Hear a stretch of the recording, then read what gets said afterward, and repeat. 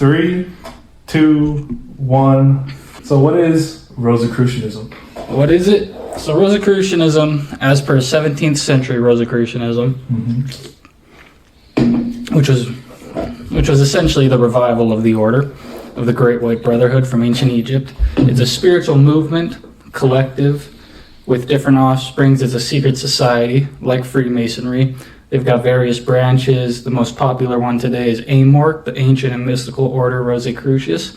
Okay. That was founded in America by Harvey Spencer Lewis sometime in the 1900s, I believe. Might have been 1800s.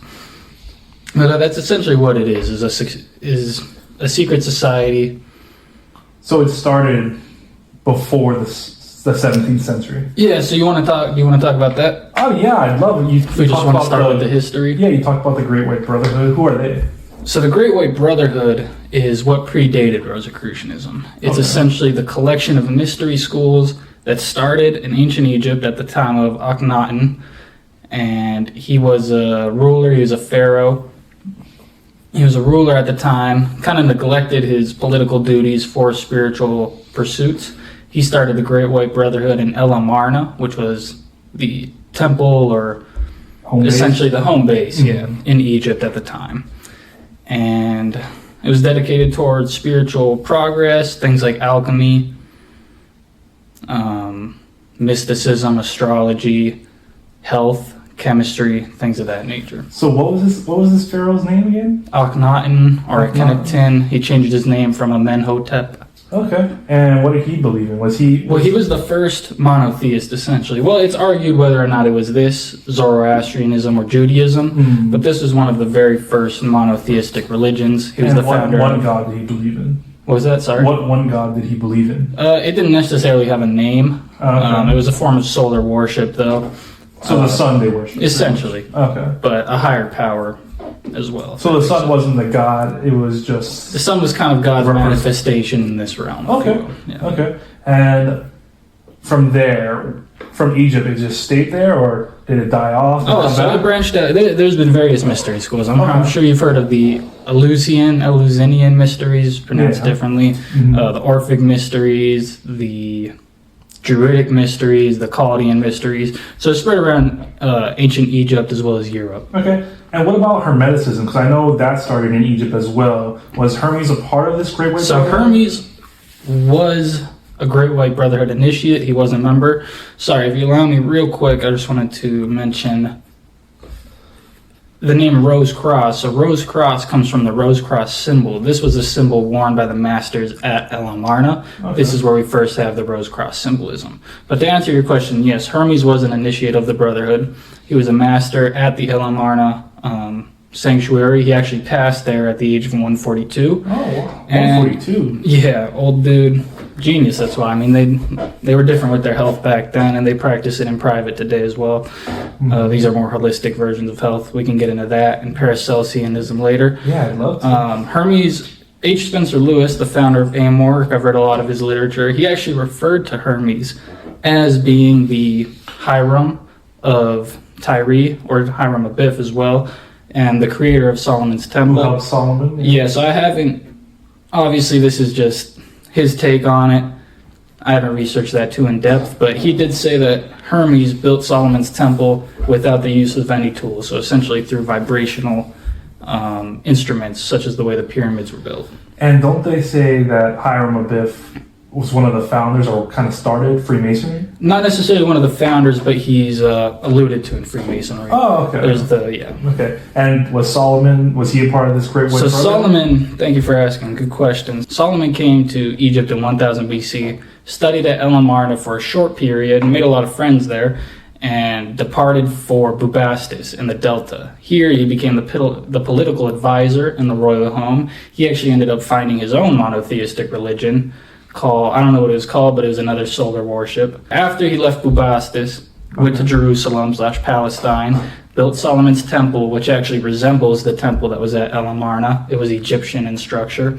And here he creates his own movement, his own kind of off-brand of the Great White Brotherhood, a secret society of males only. And is there any other big names that came to this Great White Brotherhood? Oh, there's a ton. Yeah. You got Plato, Socrates, Solon, who I believe is Plato's uncle or great uncle. Okay. Seneca, John Dee, and Edward Kelly, who were the founders of Enochian magic.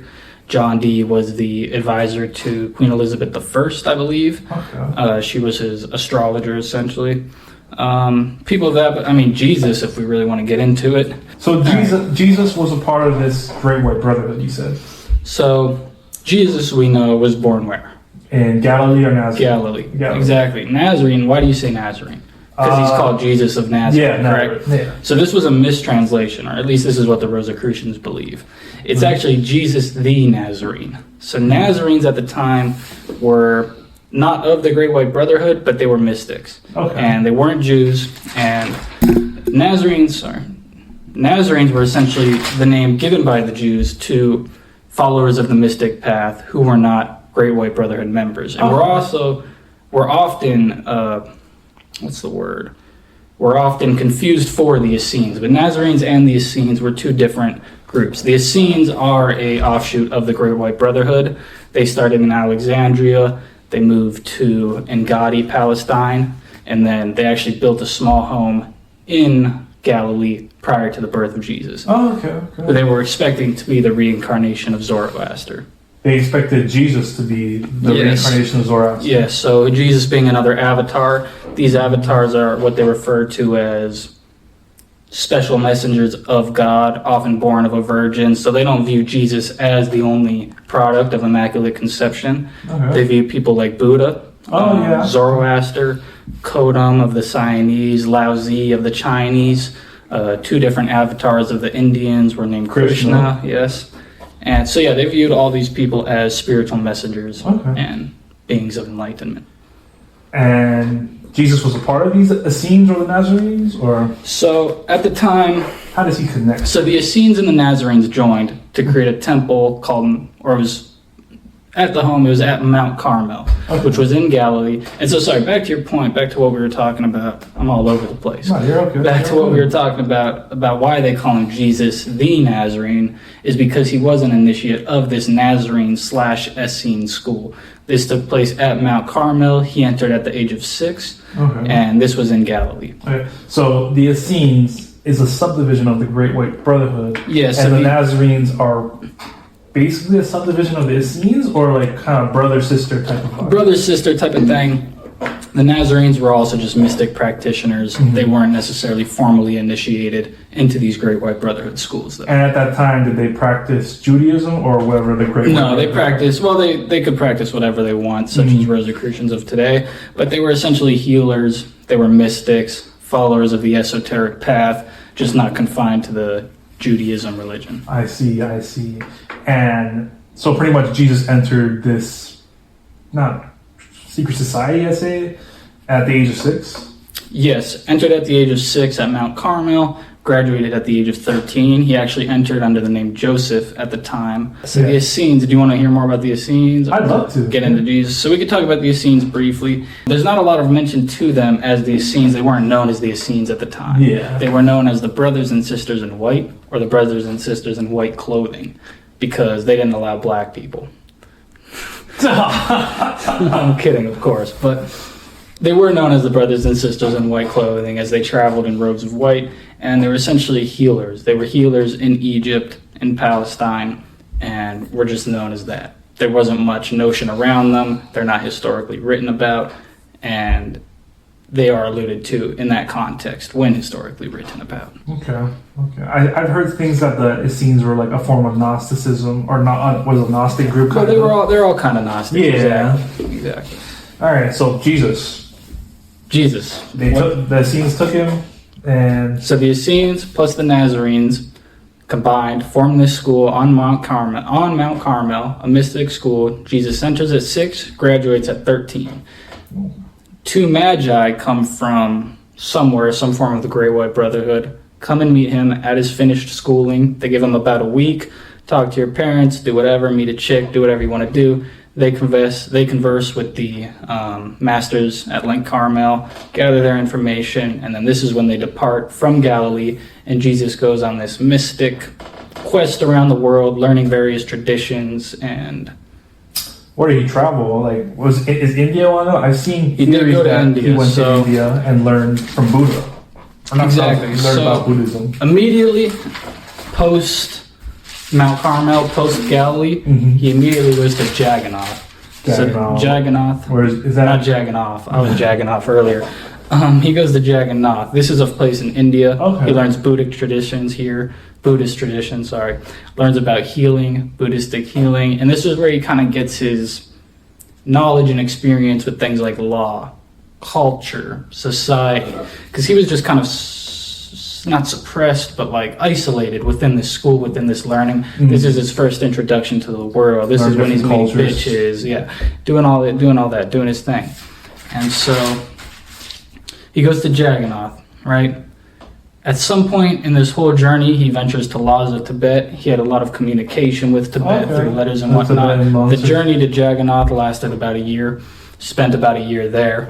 After Jagannath, he goes to Benares, which is also in India. Yeah. Learns more Buddhism. This is where he's really focusing on healing, Mm-hmm. starting to work miracles.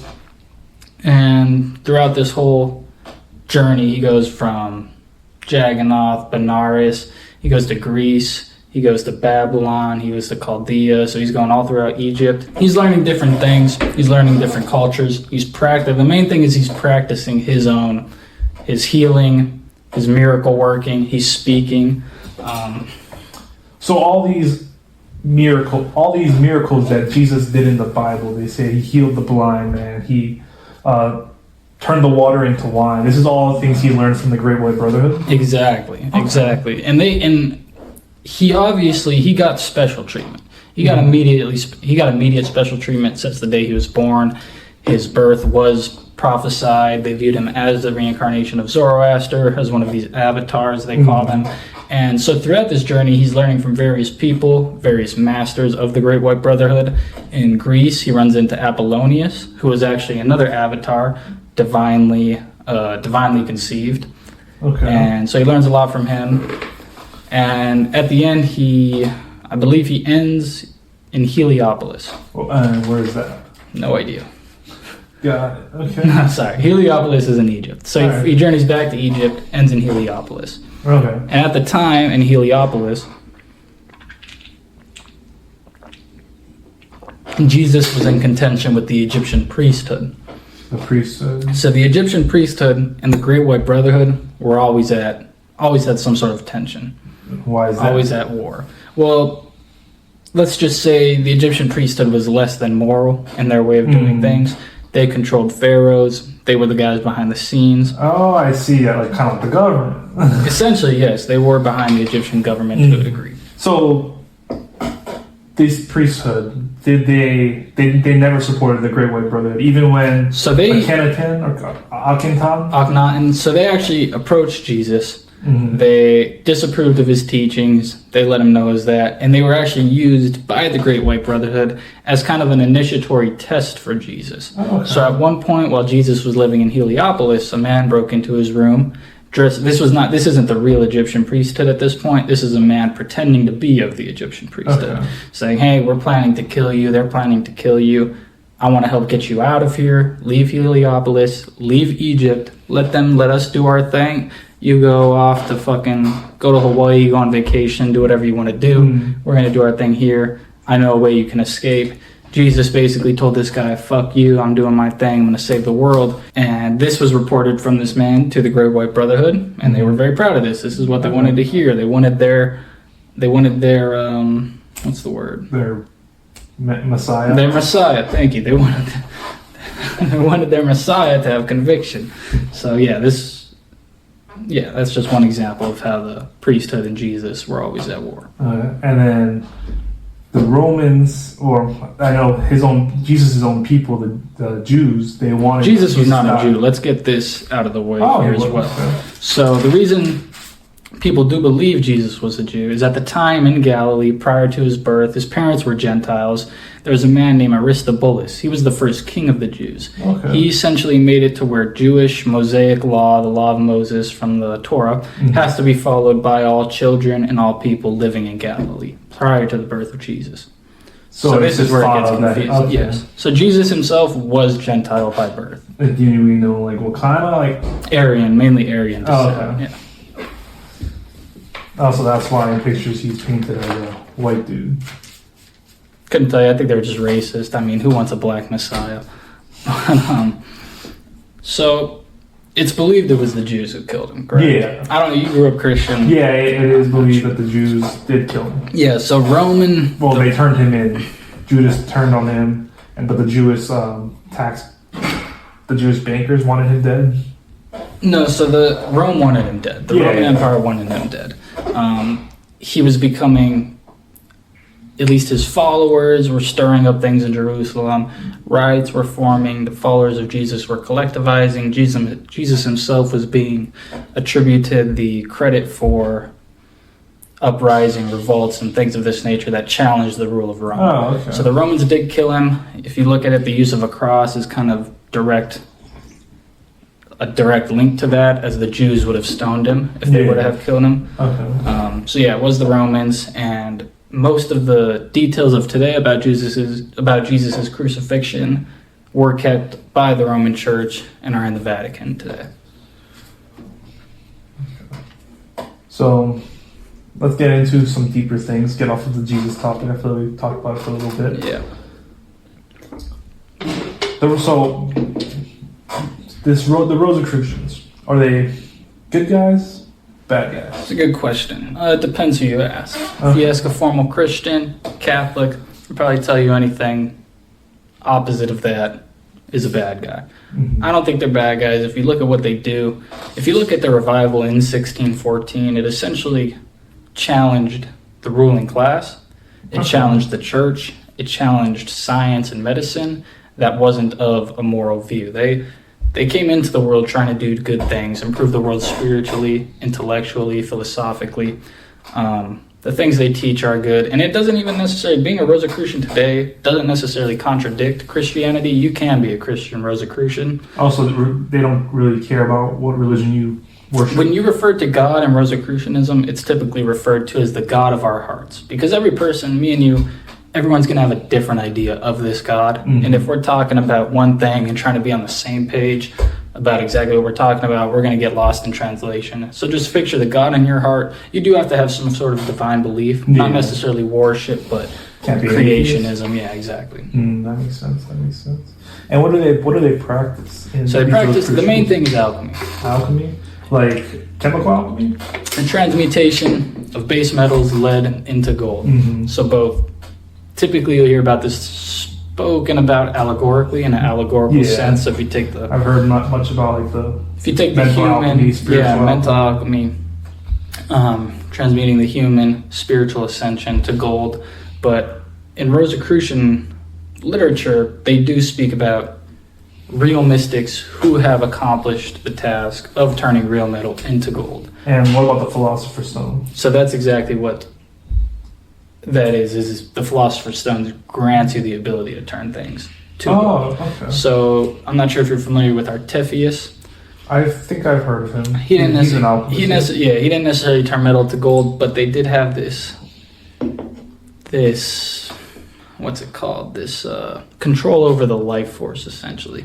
So Artephius lived to a very old age. He could essentially steal life force. I didn't see him do it, but this is what they say. Mm-hmm. He could steal life force from younger people and return it into himself to live longer. And this is what a lot of their medicine bases itself upon. Paracelsianism, who created various cures and remedies in extracting life force to strengthen one's own life. But when they extracted it, is this killing the other person or decreasing the other person's life force? When doing it from another person, yes. In Paracelsianism, it's typically done with plants, vegetation. Okay. And this is what the ancient Atlanteans, if you want to get into that, this is what the Rosicrucian belief of history is. The 7 root races, the Lumerians, the Atlanteans. I've heard of the root races. Now us, the Aryans. Mm-hmm. Yeah, sorry. So I just want to go back real quick on like stealing the life force energy. Would this kind of be similar to like adrenochrome people always talk about nowadays? Like they're stealing it from little kids and celebrities are putting in themselves to make themselves look younger? Essentially, it's a much more sinister way of doing it, but to a degree, yes. Okay. If you look at Keanu Reeves and his wife, I mean, you tell me why Keanu Reeves is dating the chick that ugly. I mean, the dude who was in The Matrix, fucking Point Break. I mean, the list goes on. His wife looks like she's 65. His wife looks like my mother. It's a there's a lot of people, Oprah, Beyonce, they all look very young, and they're in their 50s, Jennifer Lopez. Exactly. Mm-hmm. I'm not saying they're doing that. I'm just saying this is the same principle if they were. Mm-hmm. Okay, and let's get into the 7 root races. Can you explain the 7 root races for the people that don't know? So the 7 root races... Sorry, my chair is very creaky. Can you tell? It was leg day. The 7 root races were first popularized by Helena H.P. Blavatsky, who is a spiritual teacher, esoteric teacher, the founder of Theosophy, not necessarily a Rosicrucian, but preaches the same doctrine. Okay. So she was initiated in Shambhala, is what she calls it, by a spiritual master who was a member of the Great White Lodge, which is the order of cosmic masters. I believe there's 12 that oversee and run the Great White Brotherhood. Okay. And so she first talked about the root races. So this is the idea that humanity has gone from, right now we're in the 5th root race, the Aryan root race, a perfect interconnectedness with the divine. So all right, allow me to start. They believe in humans as us, everything in this world as a microcosm, essentially, of the macrocosm. Mm-hmm. So if you've ever taken shrooms and felt this divine oneness, this connection with the bitch to the left, the bitch to the right, you feel like you're all one person. With the source, yeah, the carpet on the ground, whatever. When you feel that connection, this is in reference to the microcosm of the macrocosm. We're just a manifestation of the one highest divine source. And this is what the Rosicrucians teach, preach, and believe. This is what most esoteric movements believe, and this is what Blavatsky talks about, and this is where the idea of the root races comes from. So at once we were just that divine point. We were that one God. Exactly, okay. That one organism, consciousness, you could call it. Mm-hmm. And then eventually it got down to the 2nd root race, which more material stuff started to come in. Then the 3rd root race was Lemuria. I heard of the Lemurians. Yeah, so the Lemurians, they didn't have language. They spoke to each other psychically, telepathically, exactly.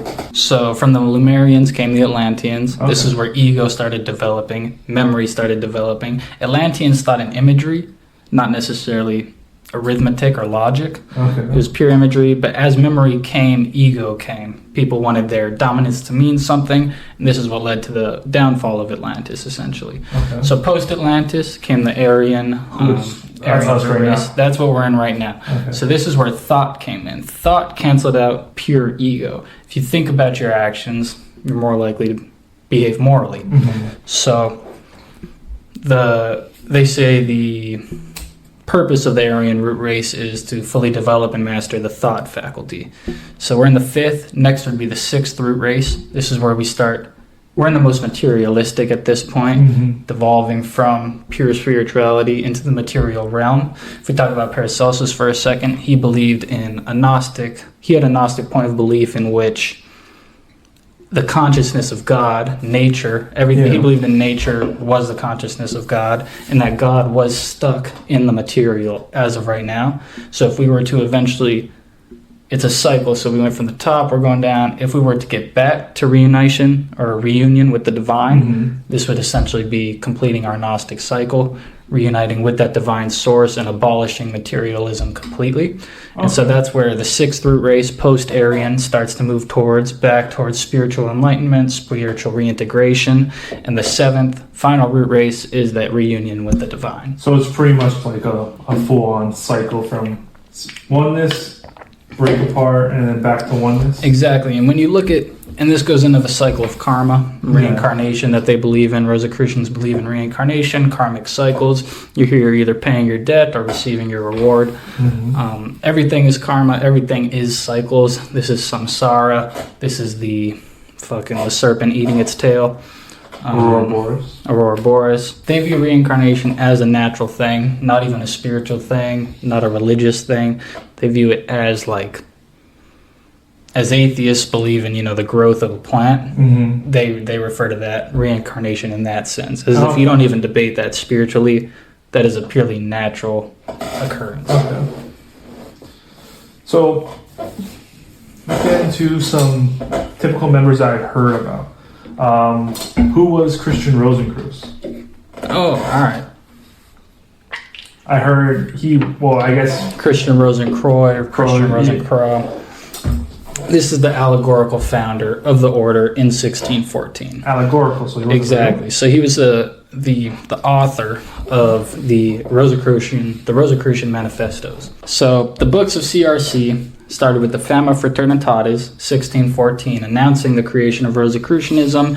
He's attributed to be their founder. The first book is essentially an allegorical story of his life, his journeys through Egypt, Africa, America, kind of mirroring Jesus to a sense. It's the story of his life coming back to Europe, seeing Europe in a less than moral situation, a devolved society, and founding Rosicrucianism to combat this.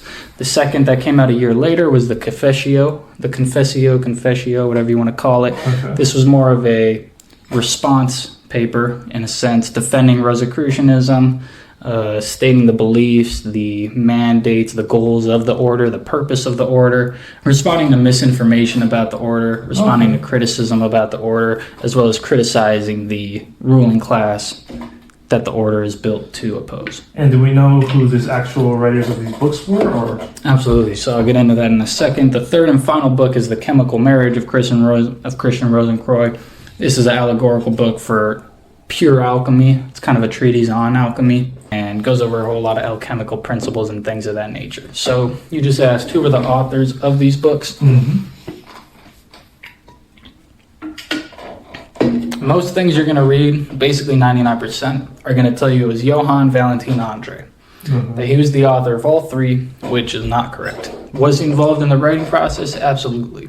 But who really wrote it was the Tübingen Circle. This was a group of 12 members in Tübingen, Germany, and included, I believe their founder was Tobias Hess, including Johann Valentin Andre, as well as Abraham Holzer. So these were nobility in Europe, all alchemists, practitioners of Kabbalah, alchemy, and chemistry. Okay. Followers of Paracelsianism as well. How are the Rosicrucians? Are they connected to Freemasonry at all? Yeah, so obviously the 18th degree of the Scottish Rite of Freemasonry pays homage to the Rosicrucians and their Rosicrucian foundings. Right. This is the Knight of the Rose Croix, Knight of the Rose Cross. This is the 18th. Did I say 18th degree? 18th degree of the Scottish Rite. But the Rosicrucians appear in other degrees as well. It actually very first showed up in the Concord Lodge, the Rosicrucian Knight degree did, in 1757. Okay. And so if you look at the Templars' evolution into the Scottish Rite of Freemasonry in Scotland, as obviously, you want me to give you, I'll give you a quick history of the Templars. They fell on Friday the 13th. They were the knights they were the first bankers employed by the papacy. But what happened was the Templars learned...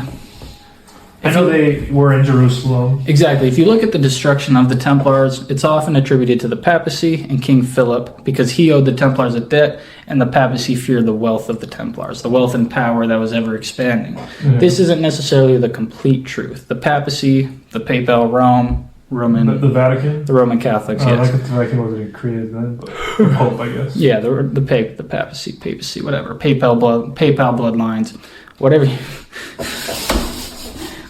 want to call them. Fucking PayPal, bro. They need to get my PayPal working, man. I got $200 they owe me. But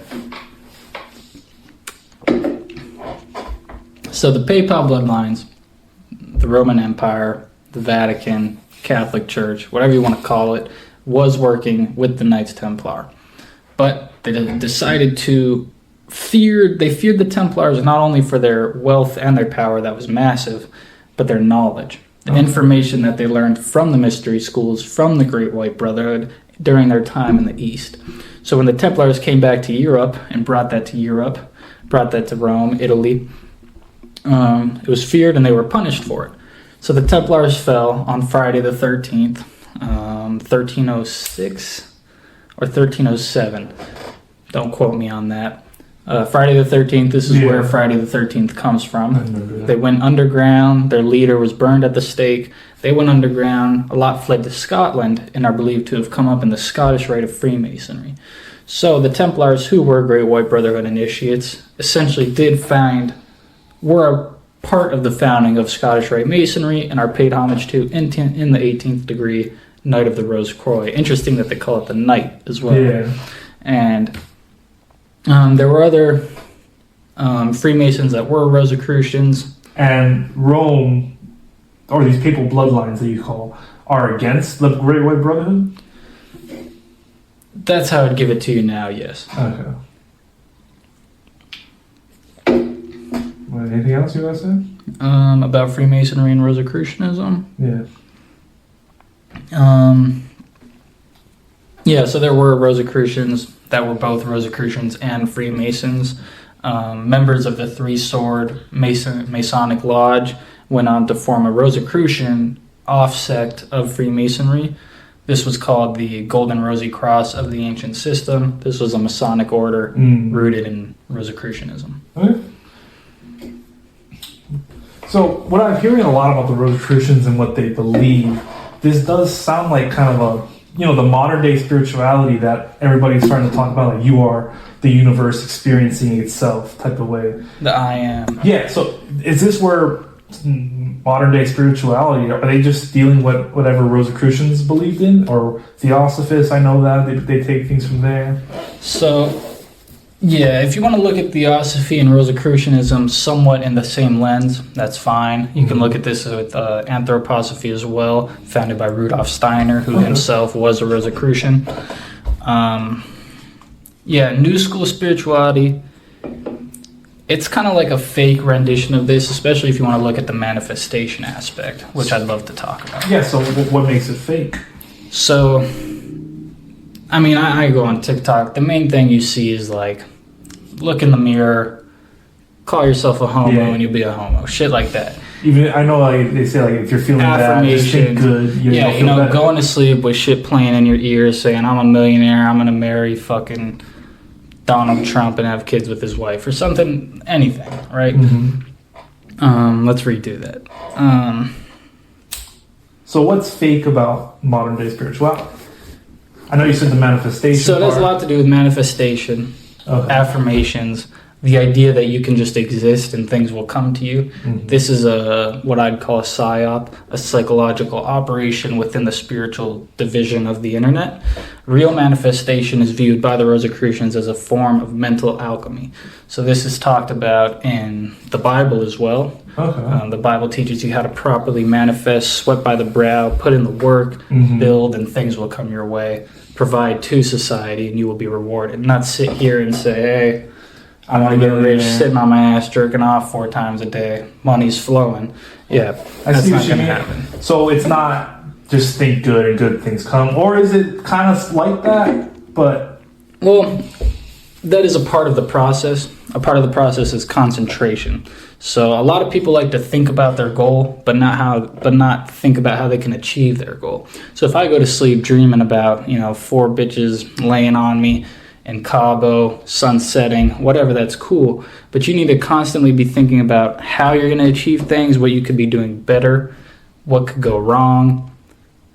Constantly be in a state of learning, a state of trial and error, not just envisioning that it'll happen. So it's less being living in that life and more living on the life that you're working on. Exactly. It's you do want to linger in that feeling that you have it, the feeling, the heart, the electromagnetism of the heart. We're in an electromagnetic universe that does do something, but you need to be putting in the work as well. If you're writing down every day, I am this, I am that, that does as much for you as going into the fridge and eating a brownie. So affirmations don't work.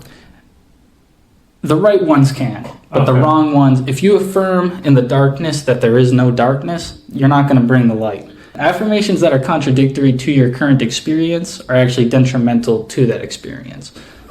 So why though? Like, is it because we're just... Again, if I owe a dude $1,500 and I'm falling asleep every night saying I'm a millionaire without doing anything, that's not going to change anything. That's not going to bring in a new life. And this is often what's stated, advertised to you by these manifestation gurus. Okay, I see. So what would you say? I guess you kind of went over it, but what is the best way to manifest? Okay, good question. So first you have to understand the cosmic. what the Rosicrucians call the cosmic, some people call it ether, some people call God, right? Okay. And this is the kind of divine force that's helping you achieve what you want to achieve, putting you in the position for opportunities to come your way and things to work out. To do this, you can't tell that how to do its job. Mm-hmm. You need to say, hey, this is what I want, this is what I'm working towards, but I'm not going to tell you how to do it. So there's a story that a Rosicrucian author tells about this family. They want to move to California. They're living somewhere. They're living in some shit town, maybe Atlanta, wherever. But in order to do so, they need to sell their home so that they can afford the move. And they're looking to get new jobs. One's a teacher. One works in some industry. They're looking to get jobs where they move. But they think, and right now there's 3 prospects of who's going to buy their home. And one of them is on trial for, child molestation. The other is waiting for the inheritance of a dead waiting relative. for money to come in? Yeah, waiting for money to come in, and the third's doing whatever they're doing. Doesn't have the money yet, but might have the money. So they're praying every night, they're visualizing, they're communicating with the cosmic, saying, please help one of these people get the money so that the house can be bought. Help the child molester beat his case, help him go free so he can buy this home. Help the guy's inheritance come in, help her get whatever she needs to get, right? Mm-hmm. The cosmic is basically looking at you, laughing at you, and saying, hey, fuck you, don't tell me how to do my job. I see. And so when they go to this Rosicrucian for help, and he changes their way of thinking. He changes their way of thinking. That's what I just said. He changes essentially what they need to be visualizing. Rather than looking into the specifics, look into the overall total goal. Just look at the move. Visualize you and the kids on the airplane. Visualize landing at the airport. Visualize being in a new home with a new career, with a new profession. Don't visualize how it's going to happen. It can happen anyway, that's why. Exactly. The cosmic works in mysterious ways. They're way more powerful than you think, than we could ever know. And so what happens is something happens in California. The wife's friend finds them a deal, knows someone who actually wants to invest in some land in a ethnic urban neighborhood, hoping to make money on that investment, whatever. So they secure a buyer for the house outside of the state they're in, outside of the 3 prospects they were looking at. So the cosmic provides. The friend of the wife also knows someone who's offering a job and is looking for a management position in the industry that the dad works in. So they found the job. Exactly. So everything worked out across the pond. And they had no idea how it would work out. They didn't tell the universe how it's going to work out, what they needed exactly. They just say, hey, make it happen, let it happen, we'll do our part. Oh, okay, so it's kind of like they shifted their focus on someone else, and just shifted their focus on the goal. And Exactly. Everything is mental visualization, active imagination. You just need to see it happen, if that makes sense. Okay. Not how it's going to happen. Mm-hmm. And then do the work. Okay, so it seems like you know your shit about Rosicrucianism. I know a little bit. I just know what I've been told. I've read a lot of books from Rosicrucians, Rosicrucian researchers, philosophers. For anyone out there that wants to learn more about the Rosicrucianism, what would you recommend them to read? It kind of depends what you're looking for. If you're looking for the doctrines, the beliefs of the Rosicrucians, I would look into Rudolf Steiner. I would look into Paracelsus. If you're looking for more history, I would look into H. Spencer Lewis, the founder of AIM-Work. I would watch documentaries. If you go to the Rosicrucian website, there's a great list of text there as well, with probably over 50 book titles and PDFs free to read. Nice. And are you a Rosicrucian member? I am not, no. So take what I say with a grain of salt. I'm just some guy, man. Alright. I'm him, though. Alright, anything else you want to say? No, thank you for having me. Yeah, of course. I'd love to come back tomorrow. Yeah. I'd love to discuss some of these topics in an even deeper sense with more detail. More I'd love to hear more about it. I'd love to hear more about